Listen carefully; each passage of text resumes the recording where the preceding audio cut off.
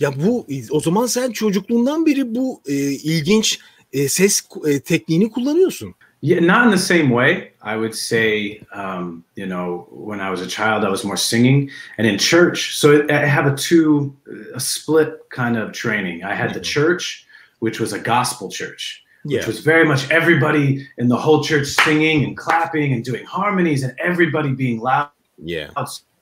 So I could test out and just try things without fear of judgment of people hearing, or, you know. And then the other side of it was the more technical opera and choir, where I learned the technical ability and the specific techniques and stuff like that.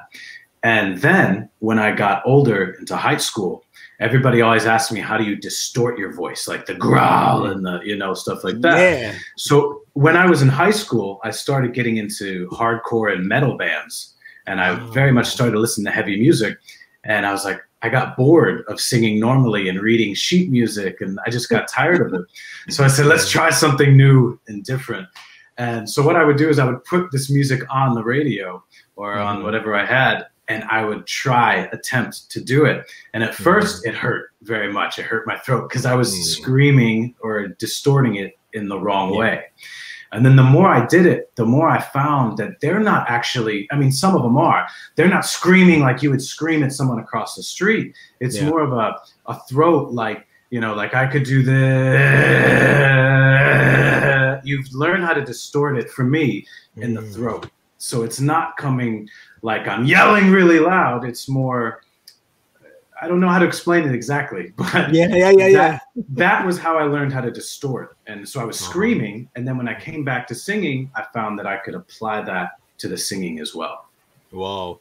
Yani bu kadar farklı iki şey ve başlangıçta zorlandım diyorsun. Değil mi? Doğru bu anlattığın. With the distortion and the kind of screaming, or very much, you know, in the beginning, because I wasn't doing it the right way. I think I was forcing too much air, and I was getting worn out. And, you know, maybe I would have a little bit of a sore throat, or I would lose. It felt like the muscles were just sore and tight.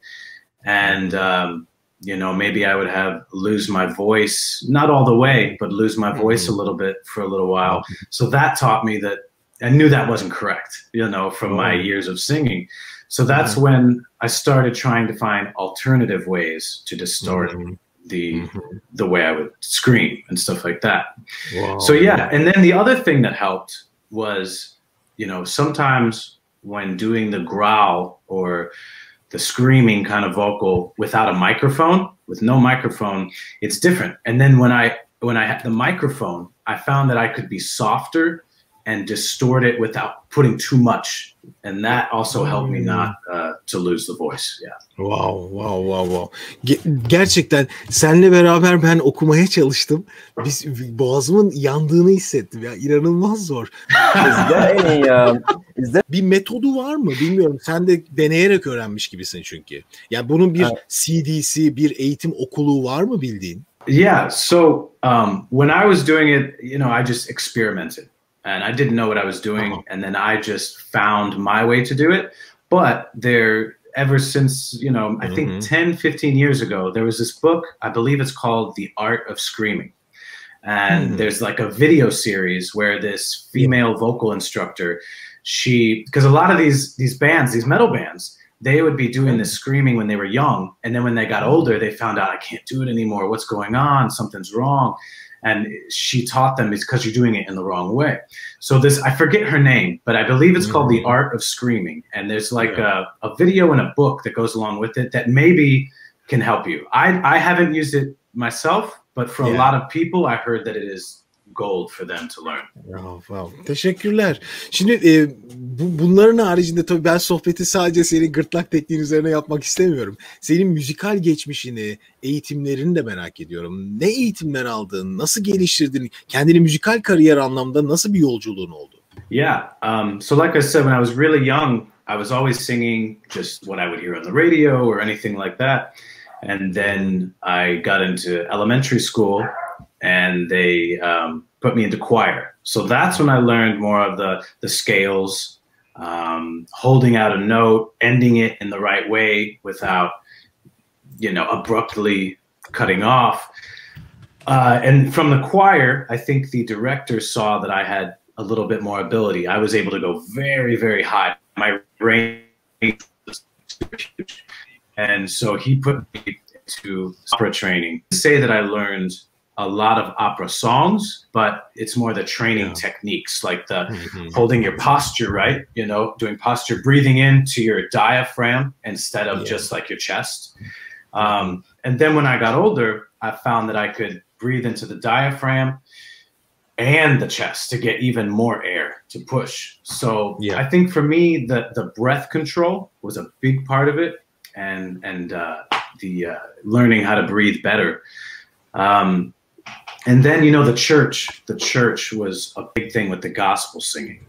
The gospel singing taught me, I want to say, soul and passion, because in choir, it's very, you reading sheet music, you know what I mean? It's very like, read this note, go here, do this note. You know exactly, hold it for this long and then stop. And that was good training. But I feel like how I got to where I am is through improvisation with singing.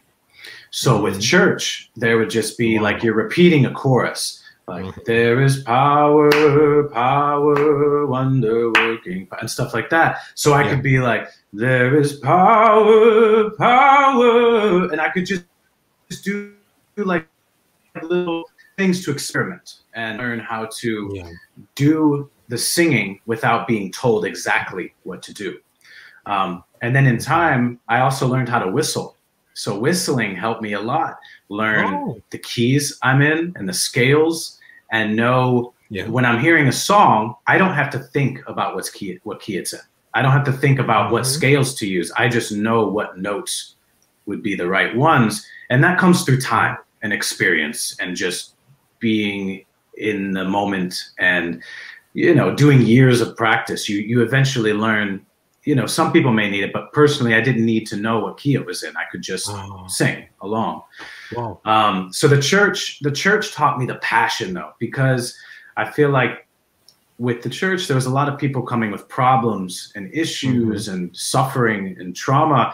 And I would see them sing, and they would be singing with pain, with sorrow sometimes, and with just like really releasing it. And I don't feel like I learned that in school. School taught me the specifics of the notes, the scales, the technique, but then I applied the technique in learning how to express myself creatively. And that was a big step for me in learning how to sing from the heart and sing just from emotion, you know? So after high school, I kept going, and then I picked up, I was in trumpet. I played trumpet a little while, and that was very different breath control. Because you're doing a different thing, but I feel it helped me. And any kind of musical training I've had through the years, I've been able to translate in some way to the voice, and I feel like it's made me stronger.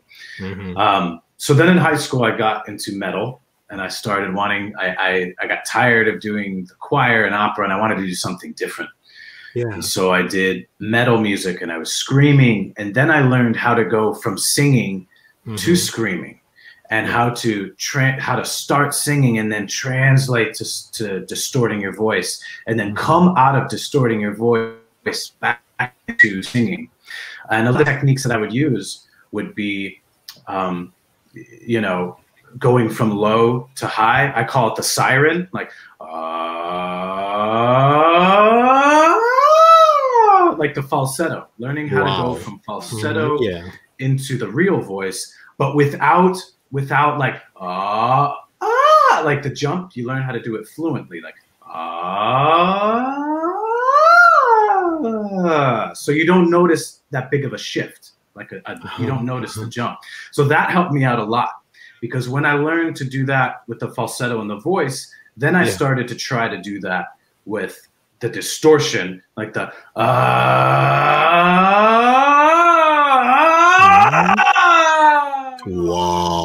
So you learn how to control the distortion instead of just always like all the time, you know. But my technique, perfect. It's because I've been thinking I was so young that it's hard to know exactly perfectly what I was doing. But that's, in my words, that's kind of how I found the way. Whoa. And then when I was younger, I never used to take care of my voice. Never drank tea, never did anything. And then I got older and I was like, oh man, I can feel I'm starting to get tired a little bit. So I started drinking tea. I started resting more. Before performances, I don't drink alcohol as much. And you know, it's learning things as you go. Everybody's voice is different, obviously. So yeah. Sean, you're amazing. Amazing. Thank you. Gerçekten bu kadar detaylı bir cevap beklemiyordum. Müthiş güzel anlatıyorsun. Çok teşekkür ederim. Yeah, absolutely. And like I said, it's not perfect, like technically, but I'll explain it in my voice, in my way. Yeah.